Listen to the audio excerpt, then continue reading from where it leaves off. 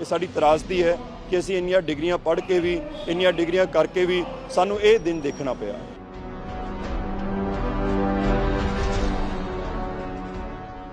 दसवीं दे विच मैं Punjab school education board दी merit दे विच आउंदा हाँ।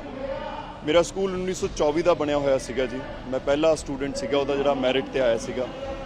स्कूल वालों मेरे नाम ते छुट्टी की गई सीगी।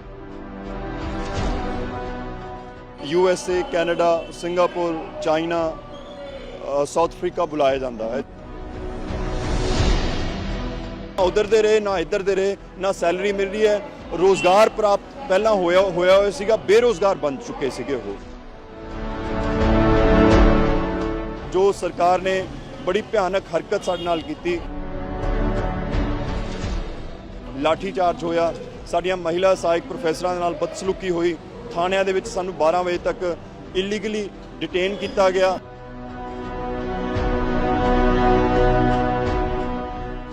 भला होवे किसान जथेबंदियां दा, DTF दा, BKU उगराहां दा, BKU डकौंदा दा ते इस तो इलावा तरकशील दा कि जिन्हां ने साडी हिमायत दे विच उस वेले नितरे।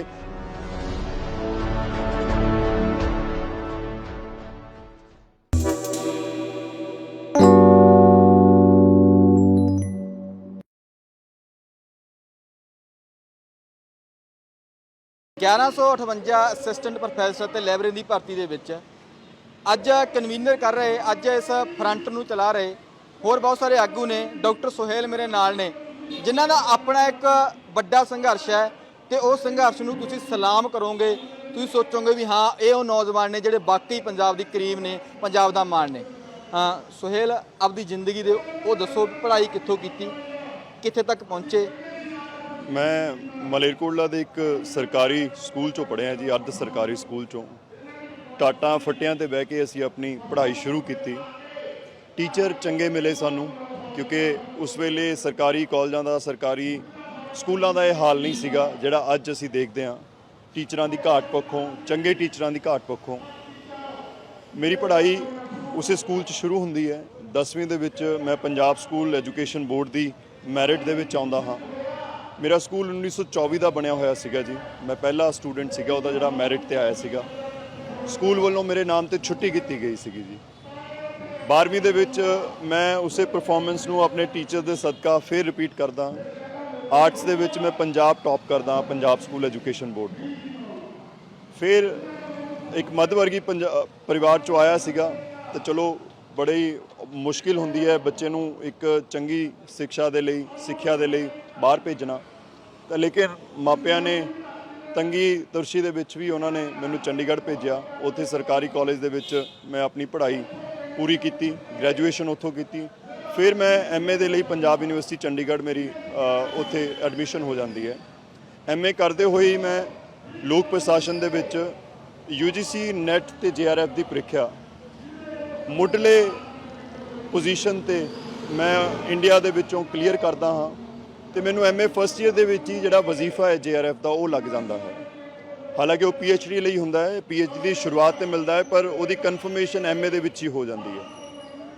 उस तो बाद PhD दे विच जदों मैं जाता हाँ तो मैनू मेरी पढ़ाई सदका, रिसर्च के सदका, खोज के सदका मैनू गवर्नमेंट ऑफ इंडिया वालों या होर जिहड़ियां बाहरलियां देश ने उन्हां दियां सरकारां वालों USA, Canada, Singapore, China, south Africa बुलाया जाता है, जिथे जाके मैं अपना खोज पत्र ने जोड़े वो पढ़ता हाँ या खोज जी हैगी अपनी पूरी करता हाँ। जदों मेरी PhD खत्म हो जाती है तो उस तो बाद मैं 1 साल के लिए उस तो अगली जी रिसर्च है, पोस्ट डॉक्टोरेट जी रिसर्च है यूनीवर्सिटी ऑफ कैंब्रिज UK के नाल करता हाँ। उस तो बाद मैं पंजाब यूनीवर्सिटी दे विच अध्यापन अपना शुरू करता हाँ। फिर मैं सरकारी कॉलेज चंडीगढ़ दे विच बतौर सहायक प्रोफैसर नियुक्त हो जाता हाँ। जदों ये पंजाब की भर्ती आउंदी है तो जिहड़ा साडा एक सपना शुरू तो लैके असीं चले सीगे, जिहदे करके असीं बाहर भी नहीं गए सीगे। हालांकि बाहर जाण दे मौके बड़े सीगे कि असीं पंजाब के कॉलेजां नूं, पंजाब नूं असीं सेवावां प्रदान करनियां ने। जिस धरती तो मैं इन्ना कुछ लिया है तो उस धरती नूं मैं वापस करना है। तो असीं इस भर्ती नूं बड़ी उम्मीद ਦੀਆਂ नज़रां दे नाल देखते हाँ तो मेहनत दे विच कोई कसर नहीं छड्डदे। साडे विचों 1158 सहायक प्रोफैसरां दी ते लाइब्रेरीयन दी ਪ੍ਰੀਖਿਆ ਦੇ ਵਿੱਚ ਜਿਹੜੇ ਪਾਸ ਕਰ ਗਏ, ਮੈਰਿਟ ਤੇ ਆ ਗਏ, ਉਹਨਾਂ ਦੀ ਨਿਯੁਕਤੀ ਪ੍ਰਕਿਰਿਆ ਸ਼ੁਰੂ ਹੋ ਜਾਂਦੀ ਹੈ। ਦਸੰਬਰ 3 ਨੂੰ ਜਿਸ ਦਿਨ ਮਾਨਯੋਗ ਹਾਈ ਕੋਰਟ ਵੱਲੋਂ ਸਟੇ ਕਰ ਦਿੱਤਾ ਜਾਂਦਾ ਹੈ ਆਰਡਰ, ਕਿਉਂਕਿ ਕੁਝ ਪਟੀਸ਼ਨਰਸ ਜਿਹੜੇ ਆਲਰੇਡੀ ਇਸ ਭਰਤੀ ਦੇ ਖਿਲਾਫ ਸੀਗੇ, ਸ਼ੁਰੂ ਤੋਂ ਉਹਨਾਂ ਵੱਲੋਂ ਪਟੀਸ਼ਨਾਂ ਦਾਇਰ ਕੀਤੀਆਂ ਜਾਂਦੀਆਂ ਨੇ, ਤਾਂ ਉਹਨਾਂ ਦੇ ਬੇਸ ਤੇ 3 ਦਸੰਬਰ ਨੂੰ ਸਟੇ ਜਿਹੜੀ ਹੈਗੀ ਹੋ ਜਾਂਦੀ ਹੈ। 3 ਦਸੰਬਰ ਨੂੰ ਸਾਡੇ ਭਰਤੀ ਦੇ ਵਿੱਚ 607 ਜਿਹੜੇ ਸਾਥੀ ਸੀਗੇ, 607 ਸਹਾਇਕ ਪ੍ਰੋਫੈਸਰ ਸੀਗੇ, ਉਹ ਆਪਣੀਆਂ ਪੁਰਾਣੀਆਂ ਜੌਬਸ ਤੋਂ ਛੱਡ ਕੇ ਬਾਕਾਇਦਾ ਤੌਰ ਤੇ ਸਾਨੂੰ ਕਿਹਾ ਗਿਆ ਕਿ ਤੁਸੀਂ ਆਪਣੀਆਂ ਪੁਰਾਣੀਆਂ ਜੌਬਸ ਤੋਂ ਅਸਤੀਫੇ ਦੇ ਕੇ ਹੀ ਜੁਆਇਨ ਕਰੋਗੇ। ਤਾਂ ਉਹਦੇ ਵਿੱਚ ਅਸੀਂ 607 ਜਾਣੇ ਜੁਆਇਨ ਕਰ ਜਾਂਦੇ ਹਾਂ ਸਟੇ ਲੱਗਣ ਤੋਂ ਪਹਿਲਾਂ। ਤੇ ਉਸ ਤੋਂ ਬਾਅਦ ਕਿਉਂਕਿ ਸਟੇ ਲੱਗਣ ਤੋਂ ਪਹਿਲਾਂ 607 ਜੁਆਇਨ ਕਰ ਚੁੱਕੇ ਸੀਗੇ, ਜੱਜ ਸਾਹਿਬ ਨੇ ਵੀ ਇਹ ਕਿਹਾ ਵੀ ਹੁਣ ਤੁਸੀਂ ਅੱਗੇ ਕੋਈ ਅਪਾਇੰਟਮੈਂਟ ਨਹੀਂ ਕਰਨੀ ਹੈਗੀ। ਤਾਂ ਸਰਕਾਰ ਬਿਲਕੁਲ ਉਸੇ ਆਰਡਰ ਨੂੰ ਫੋਲੋ ਕਰਦੇ ਹੋਏ ਜਿਹੜੇ ਜੁਆਇਨ ਕਰ ਚੁੱਕੇ ਸੀਗੇ ਉਹਨਾਂ ਨੂੰ ਅੱਗੇ ਸਟੇਸ਼ਨ ਲੈਟਰ ਬਣਨੇ ਸ਼ੁਰੂ ਕਰ ਦਿੱਤੇ। 607 ਦੇ ਵਿੱਚੋਂ 135 ਜਾਣੇ, ਜਿਨ੍ਹਾਂ ਵਿੱਚੋਂ 124 ਜਾਣੇ ਸਟੇਸ਼ਨ ਤੇ ਜਾ ਕੇ ਆਪਣੀ ਹਾਜ਼ਰੀ ਦੇ ਦਿੰਦੇ ਨੇ, ਉਹ ਸਹਾਇਕ ਪ੍ਰੋਫੈਸਰ ਵਜੋਂ ਪੰਜਾਬ ਦੇ ਜਿਹੜੇ 64 ਸਰਕਾਰੀ ਕਾਲਜ ਨੇ ਉਹਨਾਂ ਵਿੱਚ ਬਤੌਰ ਸਹਾਇਕ ਪ੍ਰੋਫੈਸਰ ਨਿਯੁਕਤ ਕਰ ਦਿੱਤੇ ਜਾਂਦੇ ਨੇ। ਤੇ ਅਸੀਂ ਪਿਛਲੇ ਦਸੰਬਰ ਤੋਂ ਪੰਜਾਬ ਦੇ ਅਲੱਗ-ਅਲੱਗ ਸਰਕਾਰੀ ਕਾਲਜਾਂ ਦੇ ਵਿੱਚ ਪੜ੍ਹਾ ਰਹੇ ਹੈਗੇ ਹਾਂ। ਸਭ ਤੋਂ ਜ਼ਿਆਦਾ ਉਤਪੀੜਨ ਉਹਨਾਂ ਦਾ ਹੁੰਦਾ ਹੈ ਜਿਹੜੇ 483 ਕੈਂਡੀਡੇਟ ਪੁਰਾਣੀਆਂ ਨੌਕਰੀਆਂ ਛੱਡ ਗਏ, ਲੇਕਿਨ ਅੱਗੇ ਉਹਨਾਂ ਨੂੰ ਜੁਆਇਨਿੰਗ ਨਹੀਂ ਦਿੱਤੀ ਗਈ, ਸਿਰਫ ਔਰ ਸਿਰਫ ਸਰਕਾਰ ਦੀ ਮਾੜੀ ਪੈਰਵਾਈ ਕਾਰਨ ਜਿਹੜੀ ਉਹ ਹਾਈ ਕੋਰਟ ਦੇ ਵਿੱਚ ਕਰਦੀ ਹੈ। ਉਸ ਤੋਂ ਬਾਅਦ ਜਿਹੜੇ ਸਾਡੇ 350 ਕੈਂਡੀਡੇਟ ਜਿਹੜੇ ਹੋਰ ਵਿਸ਼ਿਆਂ ਦੇ ਵਿੱਚ ਸਿਲੈਕਟ ਹੋ ਚੁੱਕੇ ਸੀਗੇ, ਜਿਵੇਂ ਪੰਜਾਬੀ ਹੈ, ਹਿੰਦੀ ਹੈ, ਇੰਗਲਿਸ਼ ਹੈ, ਉਹਨਾਂ ਨੂੰ ਸਿਲੈਕਸ਼ਨਸ ਤੋਂ ਬਾਅਦ ਅੱਗੇ ਕੋਈ ਪ੍ਰਕਿਰਿਆ ਹਾਈ ਕੋਰਟ ਵੱਲੋਂ ਨਹੀਂ ਕਰ ਸਕਦੇ ਸਰਕਾਰ ਵੱਲੋਂ, ਤਾਂ ਇਸ ਕਰਕੇ ਉਹ ਭਰਤੀ ਤੋਂ ਬਾਹਰ ਰਹਿ ਜਾਂਦੇ ਨੇ। ਅਸੀਂ ਬਾਕਾਇਦਾ ਤੌਰ ਤੇ ਉਸ ਤੋਂ ਬਾਅਦ ਸਰਕਾਰ ਦੇ ਨੁਮਾਇੰਦਿਆਂ ਕੋਲ, ਸਰਕਾਰ ਦੇ ਆਫੀਸ਼ੀਅਲਸ ਕੋਲ ਅਸੀਂ ਆਪਣੀ ਇਹ ਗੱਲ ਬਾਰ-ਬਾਰ ਰੱਖਦੇ ਹਾਂ ਕਿ ਹੁਣ ਜ਼ਰੂਰੀ ਹੈ ਜੀ ਕਿ ਤੁਸੀਂ ਸਾਡੀ ਜਿਹੜੀ ਪੈਰਵਾਈ ਕੋਰਟ ਦੇ ਵਿੱਚ ਚੰਗੇ ਤਰੀਕੇ ਨਾਲ ਕਰੋ। ਲੇਕਿਨ ਉਹਦੇ ਵਿੱਚ ਜਿਹੜੀ ਨਾਅਹਿਲੀ ਸਾਨੂੰ ਦੇਖਣ ਨੂੰ ਮਿਲੀ, ਤਕਰੀਬਨ 40 ਦੇ ਕਰੀਬ ਹੀਅਰਿੰਗ ਹੋਈਆਂ ਜਦੋਂ 8 ਅਗਸਤ ਤੋਂ ਪਹਿਲਾਂ, ਜਦੋਂ ਕਿ ਸਾਡੀ ਭਰਤੀ ਨੂੰ ਦੇ ਇਸ਼ਤਿਹਾਰ ਨੂੰ ਰੱਦ ਕਰਨ ਦਾ ਜੱਜ ਸਾਹਿਬ ਨੇ ਫੈਸਲਾ ਸੁਣਾ ਦਿੱਤਾ, ਤਾਂ ਉਹਨਾਂ 40 ਦੇ ਵਿੱਚ ਮੈਨੂੰ ਨਹੀਂ ਲੱਗਦਾ ਅਸੀਂ ਕਿਸੇ ਇੱਕ ਹੀਅਰਿੰਗ ਦੇ ਵਿੱਚ ਵੀ ਸਰਕਾਰ ਦੇ ਜਿਹੜੇ ਵਕੀਲ ਸੀਗੇ ਉਹਨਾਂ ਦੀ ਪੈਰਵਾਈ ਤੋਂ ਖੁਸ਼ ਹੋਏ। ਸਾਨੂੰ ਕਈ ਵਾਰ ਇਹ ਮਹਿਸੂਸ ਹੁੰਦਾ ਸੀਗਾ ਵੀ ਜਿਹੜੇ ਮੁੱਦੇ ਬਹੁਤ ਜ਼ਿਆਦਾ ਸਾਫ਼ ਤੇ ਸਪਸ਼ਟ ਨੇ ਉਹਨਾਂ ਦੇ ਉੱਪਰ ਇੱਕ ਸਾਫ਼ ਤਰੀਕੇ ਨਾਲ ਗੱਲ ਕਿਉਂ ਨਹੀਂ ਰੱਖ ਪਾ ਰਹੇ।